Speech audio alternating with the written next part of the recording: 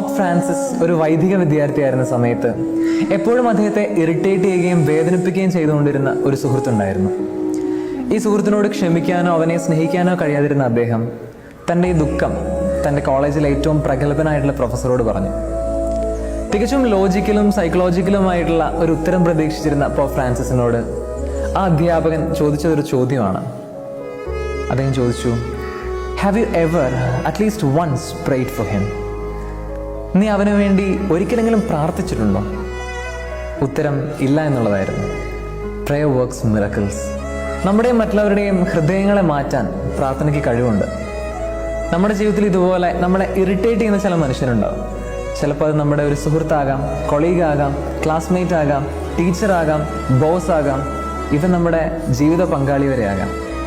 Let's give them all in prayer. പ്രാർത്ഥിക്കാൻ ഏറ്റവും ബുദ്ധിമുട്ടുള്ള സാഹചര്യങ്ങളിലാണ് പ്രാർത്ഥന ഏറ്റവും അനിവാര്യവും ശക്തവുമായിരിക്കുന്നത്. ആമേൻ.